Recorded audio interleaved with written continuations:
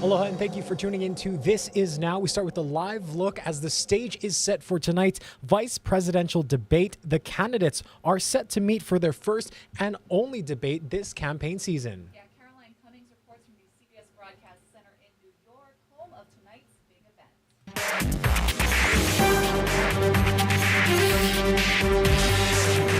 The stage is set for the only vice presidential matchup and likely the last debate before the election. Minnesota Governor Democrat Tim Walz and Ohio Republican Senator J.D. Vance will each tour the physical space before squaring off this evening, which will be a chance for voters to learn more about these relatively lesser-known VP picks. I'd like to know more about what their policies are since I don't really know much about them. I don't make anything of either one of them yet. Tonight, we'll see what I make of them. CBS Evening News anchor Nora O'Donnell and Face the Nation host Margaret Brennan will moderate, but they won't interrupt the debate to fact check. Instead, viewers can use this QR code that will appear on screen. When viewers scan the QR code, it's going to take them to our website, and there's a live blog and also a live fact check being done by our CBS News Confirm team. These are expert journalists who have been fact checking throughout the election cycle. They'll be doing it again tonight. Both camps agreed to leave the candidates' microphones open throughout.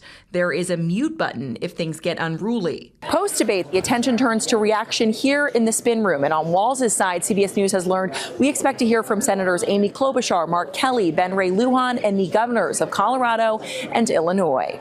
For all its fireworks, the presidential debate last month didn't shift polls all that much. But analysts say in a really close race, you have maybe 5 or 6% of the electorate still on the fence, still undecided, and little things could push them in one direction or another. Both camps are right back on the road tomorrow, stumping in battleground states where this race to the finish will ultimately play out. Caroline Cummings, CBS News, New York.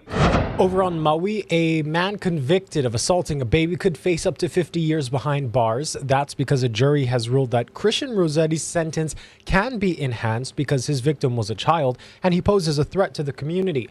Last week, he was found guilty of 5 charges for the 2021 beating of his then-girlfriend's 11-month-old baby. A judge is set to announce the sentence in January. On Oahu, Makaha murder suspect Chanston Pilakekawa has pleaded not guilty after prosecutors charged the 17-year-old as an adult. He's accused of shooting and killing Cranston Pia after Pia challenged him and other trespassing hunters at Ohikilolo Ranch on February 17th. Pilakekawa is being held without bail pending trial. A Hawaii man has pleaded guilty to violating the Atomic Energy Act. Court records say 60-year-old Mark Kazee transferred equipment containing radioactive material from a company he worked at to another company that he partly owned in 2019. Kazee did not make required record of the transfer, and his company did not have the necessary license. The equipment was used to conduct industrial radiography. Kazee faces 2 years in prison when he's sentenced in January. In news across the nation, for the first time in 50 years, dock workers are walking the picket lines. The strike could ripple through both the economy and the presidential race. Naomi Ruckham has more from New York. No contract! No work! Thousands of dock workers walked off the job, demanding a better contract. Those greedy companies are making billions of dollars, and they don't want to share. That's why we're out here now fighting for a contract. At more than a dozen ports along the East and Gulf Coast, striking workers are demanding higher wages and protections from automation replacing workers. Union members say a robot workforce hurts not just their livelihoods, but the whole economy. Machines don't buy cars. Machines don't buy houses. Machines don't take vacations. They don't go out to restaurants. You know, so you need people working. The strike impacts nearly half of the nation's imports and 2/3 of containerized exports. If it drags on, it could snarl the nation's supply chains, leading to shortages and reigniting inflation. Nobody knew what the longshoremen were. We didn't get respected, but now we will. Now we will when they find out malls are going to shut down because goods can't come in. Right. Car salesmen are going to get laid off. Well, guess what? Everything that comes in this country comes from the containers off these ships. The group representing shippers and ports says it has offered a nearly 50% pay raise over 6 years, but the union says it's not enough.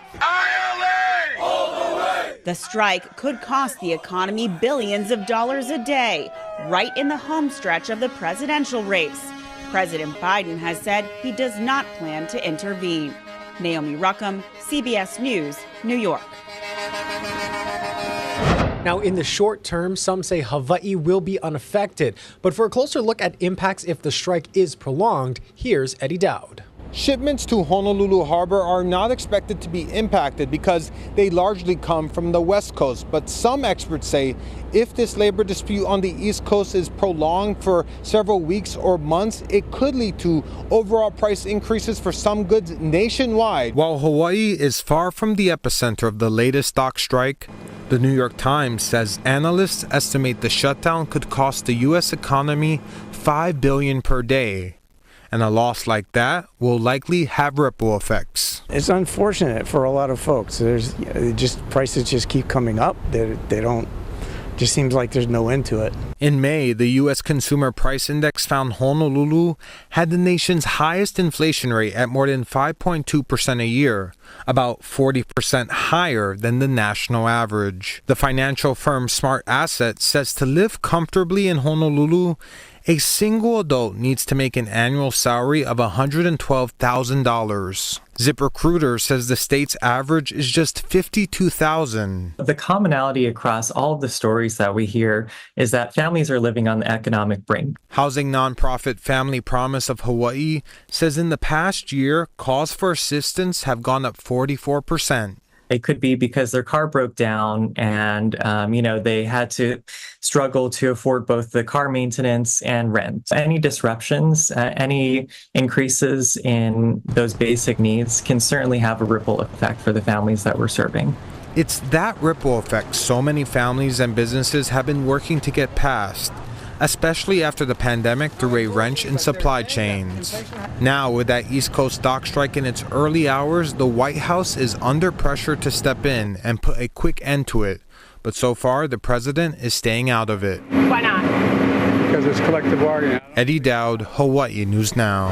More U.S. forces are heading to the Middle East to help Israel defend itself against an Iranian missile attack. The escalation has sparked growing fears of an expanding war in the region. Natalie Brand has the latest from Washington. Sirens wailed and explosions could be seen in the skies over Israel as Iran launched a ballistic missile attack against Israel. Iran launched nearly 200 ballistic missiles towards targets in Israel.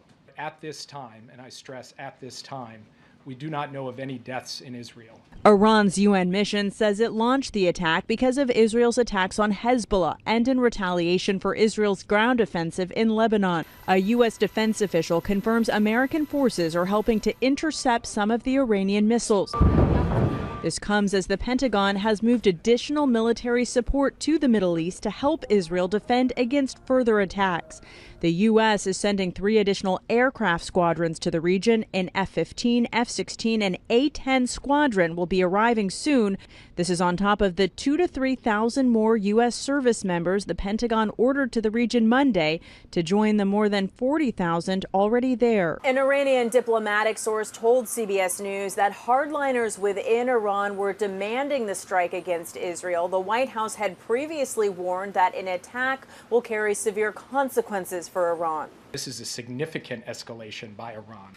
We are now going to look at what the appropriate next steps are to secure, first and foremost, American interests, and then to promote stability to the maximum extent possible. Israel says it's keeping its ground forces close to the border to try to stop Iranian-backed Hezbollah forces from launching rockets into Israel. If the state of Lebanon and the world can't push Hezbollah away from our border, we have no choice but to do it ourselves. Israel has warned Lebanese citizens to evacuate the area, and many are heeding those calls, with Hezbollah escorting civilians out. Natalie Brand, CBS News, the White House. Conservationists are sounding alarms over the Navy's plan to increase target practice with dummy bombs on a remote Hawaiian island. Ka'ula is roughly the size of Ala Moana Beach Park. Mahealani Richardson has new images from one of the few people who've seen it. Cultural practitioner Mike Nakachi with Moana Ohana of Kona went on a boat trek with his son Kaikea and others last year to the crescent-shaped island called Ka'ula, 23 miles southwest of Ni'ihau. We were all awestruck, and it was just spectacular once we got there. Nakachi says it took 2.5 hours from Port Allen, Kauai. From offshore, they saw thriving wildlife, monk seals, birds, turtles, and more.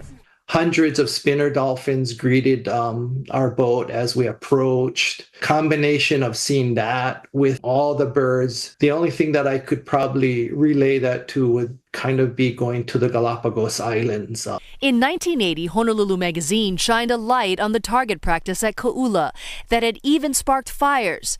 Today, as tensions with China grow and more military focus on the Pacific, the Navy wants to increase dropping inert bombs, ordnance that doesn't explode, from 12 to 31 per year on the island's southern end. The Navy has done enough damage in the Pai'aina. The Navy does not need to be dropping any inert bombs, especially on a place that is wild. In its draft environmental assessment, the Navy says, quote, the ability to conduct training and testing at Barking Sands and Ka'ula Island is vital to military readiness. No cultural resources have been identified, and impacts on wildlife and special status species would be less than significant. I was surprised, baffled, stunned, shocked that any Hawaiian island is still being bombed after all we've been through. Hob Osterlin, founder of the Kauai Albatross Network, is just learning about Ka'ula and has photographed the types of protected birds seen on the island: moli, Laysan albatross, kaupu, black-footed albatross, and red-footed booby. The Navy asserts that the birds will fly away, startled, and then come back harmlessly. But the babies can't fly. She wants to know if endangered birds are there before it's too late. Hawaii's governor is facing more pressure to fill a vacant seat on the Commission on Water Resource Management. The seat is reserved for an expert on water for customary and traditional practices, especially taro farming. Governor Green has had a list of potential nominees since February, but hasn't made an appointment. And after 2 nominees withdrew, Green's administration wants to restart the selection process.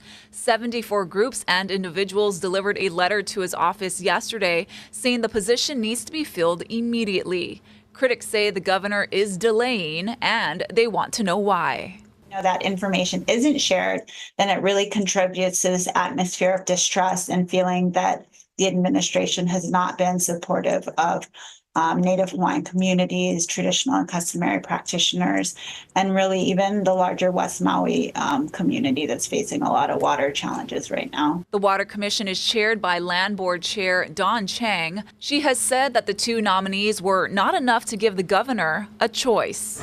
Oahu's mayor is set to recognize the start of Honolulu Pride Month. Mayor Rick Blangiardi will help raise the pride flag outside the Frank Fosse Municipal Building today at 1 p.m. He'll also proclaim the Wilhelmina Tenney Rainbow Shower Tree as the official pride tree of Honolulu. All right, the LA Clippers held their first practice of their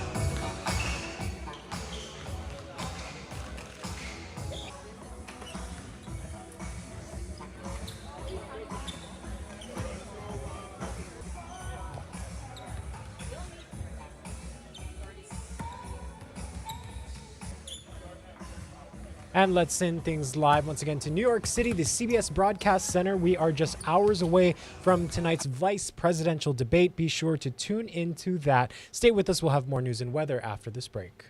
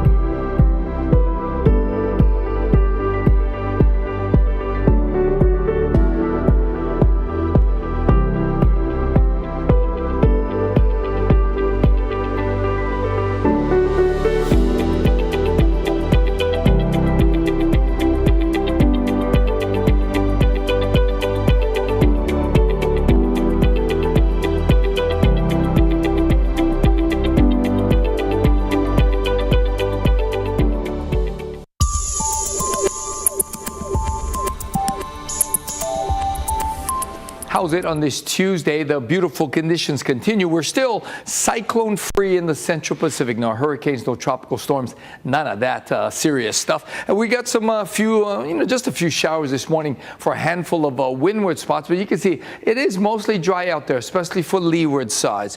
At least we'll have a trade wind breeze. That means the humidity levels won't be that high. It's going to be a little bit sticky, but lighter winds are due in just before the weekend. So savor those trade winds. They'll offer us some really beautiful conditions today. We've got lots of sunshine on tap, and because of that, high temperature in Honolulu running to about 88 degrees. Some leeward spots might be even a little bit warmer than that.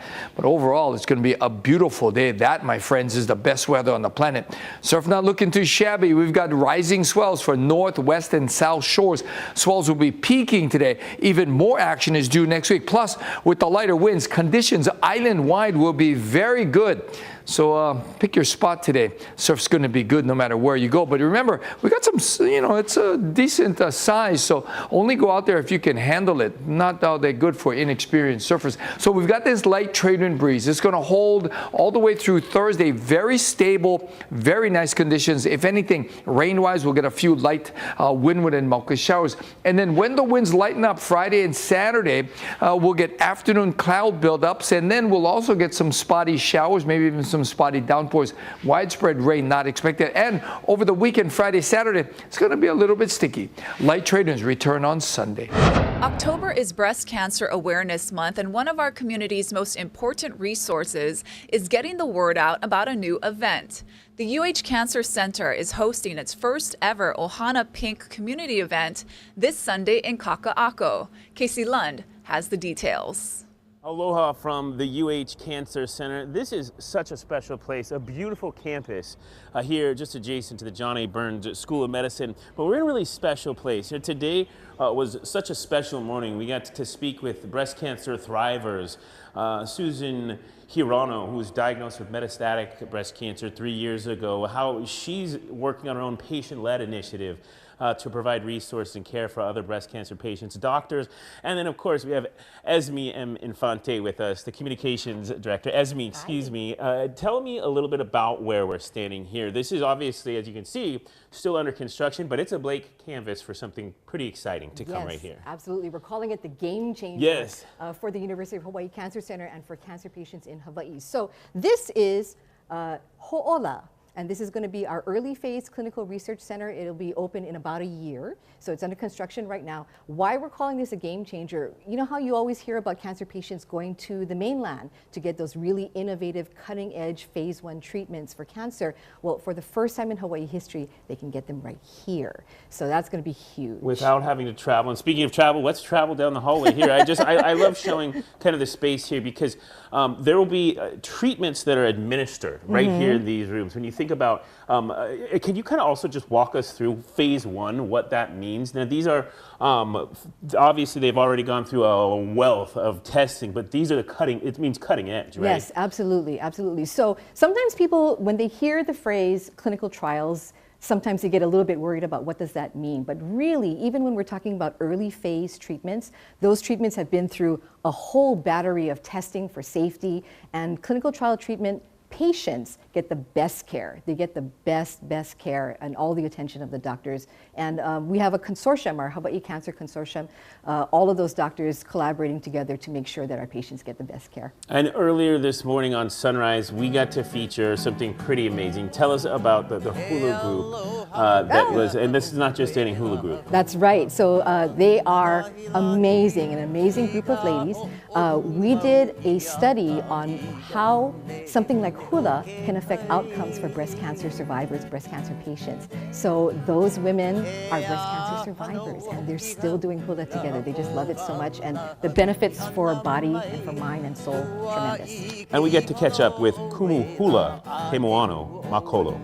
Hula is the best exercise anybody can do because you're using your mind, you're using all parts of your body.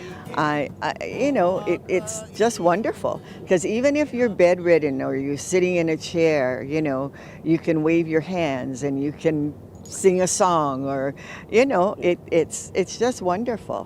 What a blessing and a special gift. All of this to promote what is happening on Sunday. They'll be there performing as well. Tell us a little bit about Ohana Pink. This is the first year. Yes, absolutely. And actually here at the UH Cancer Center, we have a whole slate of events throughout the year to support patients and caregivers and families and healthcare physicians, everybody.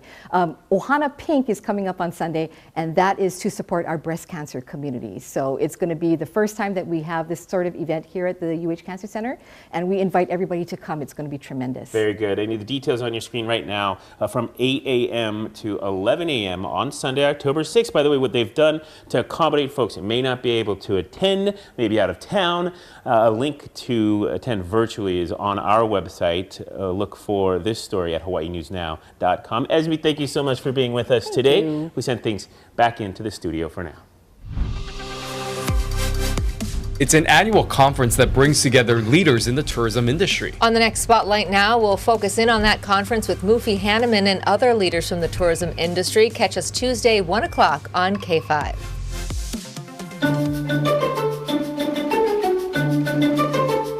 California Governor Gavin Newsom has signed a bill that bans 6 chemicals linked to children's behavioral issues from school foods. The law prohibits offering foods or beverages with red dye number 40, yellow dyes 5 and 6, blue dyes 1 and 2, and green dye number 3.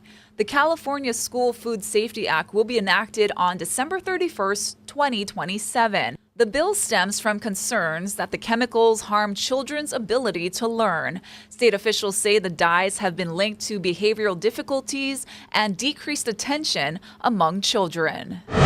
Breyers has agreed to settle a class action lawsuit over its natural vanilla ice cream for nearly $9 million. According to court documents, the suit alleges the ice cream was labeled vanilla, implying the flavor only came from a vanilla plant, which wasn't the case. The defendants, which include Breyers' owner, Unilever, and advertiser Konopko, have denied any wrongdoing. Anyone who bought the ice cream between April 2016 and August 2024 could be eligible for a cash payment.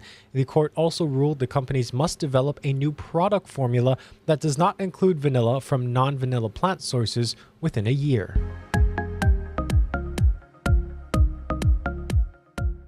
In today's Good News Now, a pair of ship hunters found a wreck that was missing for 130 years rather quickly, and a wayward sea lion is found lying nowhere near the sea. Here is Jeremy Roth in today's Take a Look at This. Take a look at how a Wisconsin shipwreck missing for 130 years was found in 5 minutes by a very lucky pair of ship hunting historians.